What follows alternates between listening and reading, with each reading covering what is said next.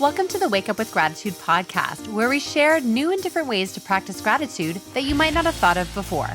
Our guests come from many different and diverse backgrounds, and the one thing they all have in common is a passion for gratitude. I'm Julie Boyer, a gratitude and gut health expert, and I love showing you different ways to practice gratitude that you might not have thought of before.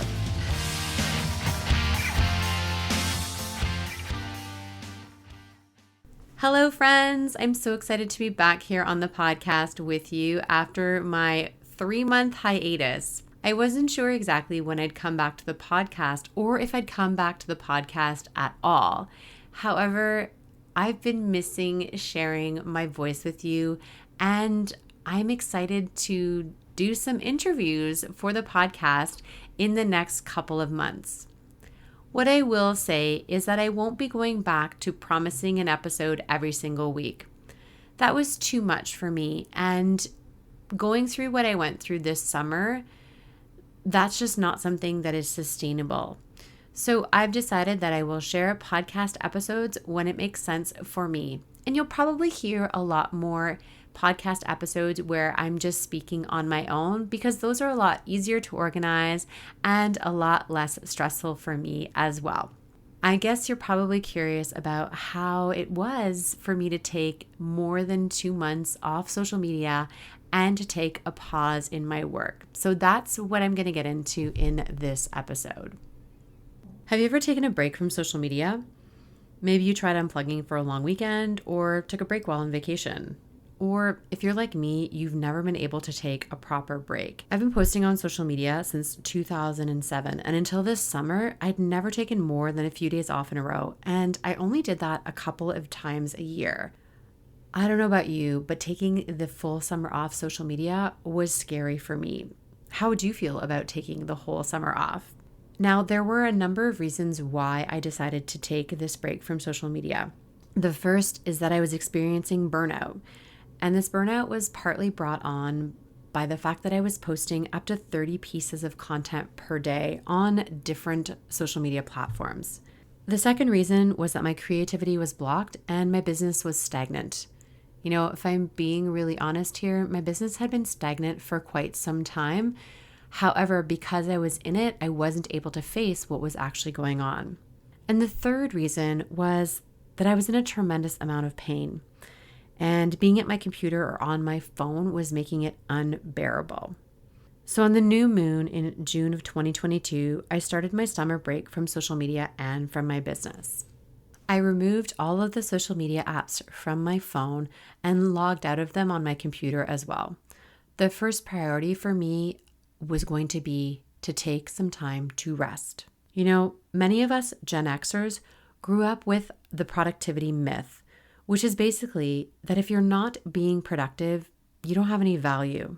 We keep a scorecard in our heads and we're checking off boxes throughout the day. And if we haven't checked off enough boxes by the time we're in bed, we berate ourselves for not having done enough that day. The advent of social media marketing has made this exponentially worse, especially for people like me who are business owners and content creators. Before I took my break, I was spending over 40 hours a week on my phone, creating content on Facebook, Facebook groups, Facebook pages, Instagram and Facebook stories, TikTok, Twitter, a weekly newsletter, creating new episodes of the podcast each week, as well as YouTube videos and shorts. Now, often I would take some of the content and repurpose it.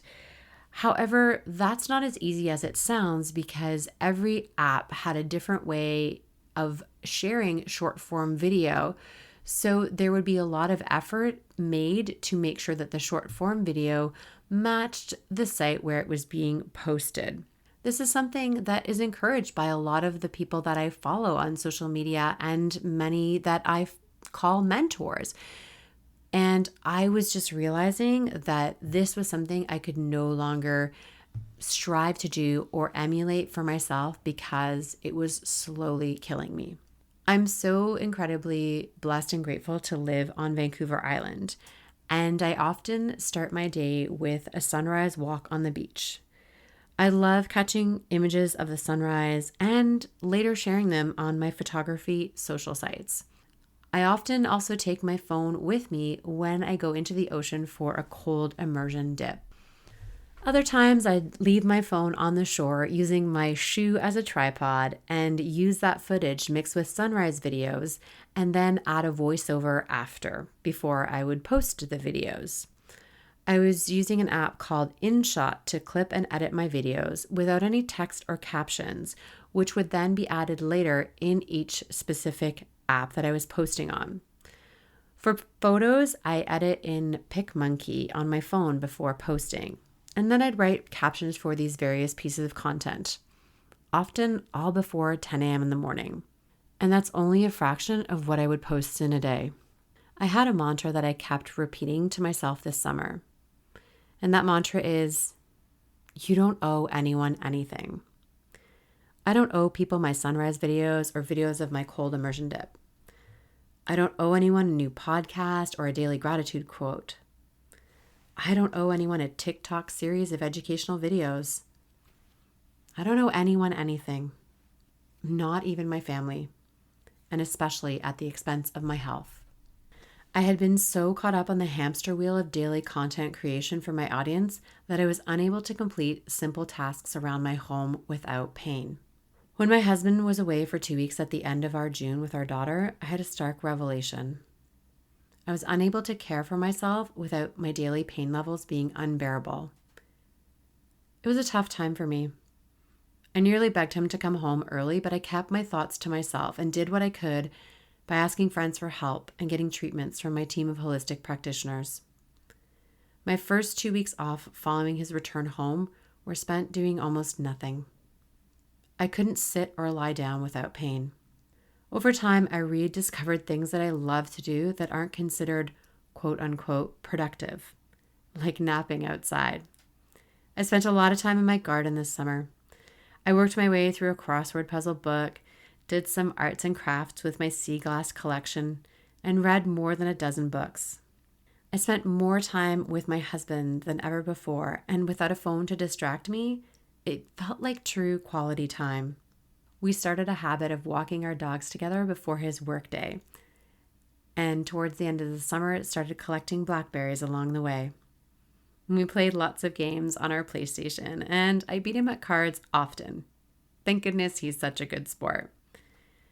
I had to learn how to ask for a lot of help from him and our daughter. And I stopped worrying that he would be judging me for napping or lying down. In fact, he was the one who was encouraging me to rest. My daughter and I also got closer. She trusts me and she chooses to confide in me, which really feels amazing as a mom of a 12-year-old. I'm not holding my phone in my hand during our interactions, and as cliche as it sounds, I'm more present for her and my husband.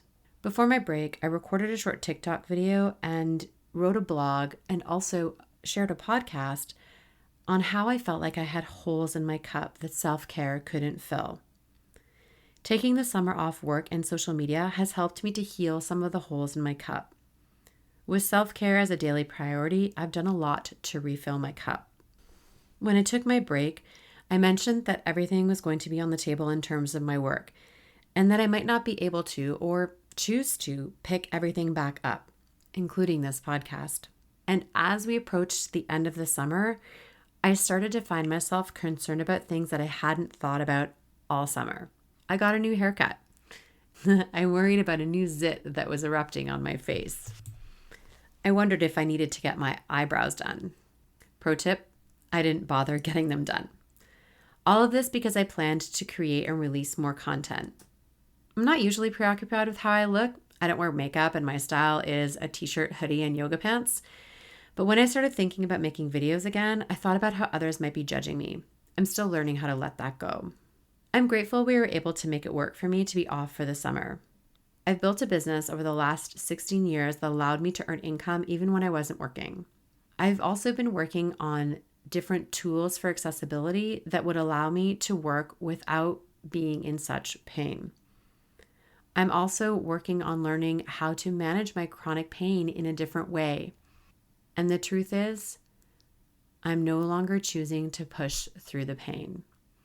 That paradigm died this summer, and I'm so grateful that it has. So what did I decide to pick back up? The first and easiest decision for me was to create my Wake Up with Gratitude Vancouver Island sunrises calendars. Getting up and watching the sunrise over the ocean is something that I would do whether I was sharing it on social media or in a calendar or not. And it brings me so much joy to have my images on your walls for 12 months of the year with the calendar. So that was an easy heck yes. If you want to check out the photos that I used for that calendar, just pop on over to wakeupwithgratitude.com. The second thing I had decided to say yes to was the 6-week gut reset program. And in the time since I came out of my summer hiatus and the recording of this podcast, I've come to a different decision. It's interesting how my partner in the gut reset, Kathy, and I came to the same conclusion separately. We both decided that right now the gut reset program doesn't align with the direction that we're going in. And we're going in different directions, but that's not a negative thing. I'm still passionate about the gut microbiome and helping people with their gut health. It just didn't feel aligned to be running a group program at this time. That wasn't an easy decision to come to.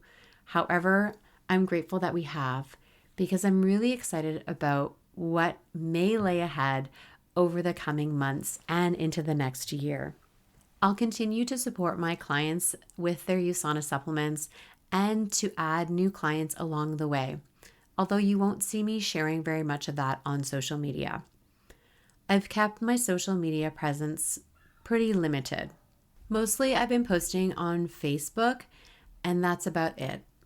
I didn't reinstall Instagram, and I've closed my Twitter account. And although I occasionally post a video on TikTok, I'm not making it a daily habit anymore. This summer was filled with changes for me and my family. And I'm still working on what the future holds for me and my business. What I do know is that the way I was working before is no longer sustainable. And I've learned that taking care of myself has to be the number one priority every single day. I learned this from The Artist's Way by Julia Cameron. Treating myself as a precious object makes me stronger. This is my daily reminder to stick to my priority of self-care and rest, as I have it posted in my bathroom. Do you keep reminders posted in your bathroom? Anyway, friends, I'm grateful to be back. I'm looking forward to sharing some interviews with you as the right people come across my path. And I'm just so excited to be back here with you, finding ways to practice gratitude together. Thanks for being here, friends, and I'll see you next time.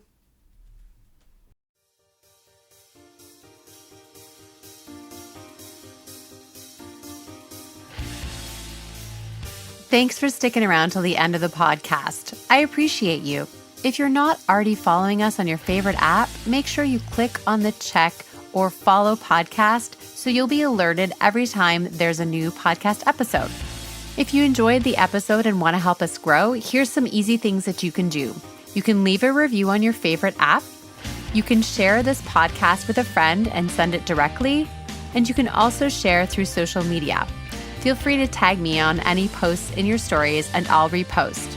Thank you to Paul Tedeschini for doing the post-production audio for the podcast. And one last thing, I hope you're choosing to wake up with gratitude every single day.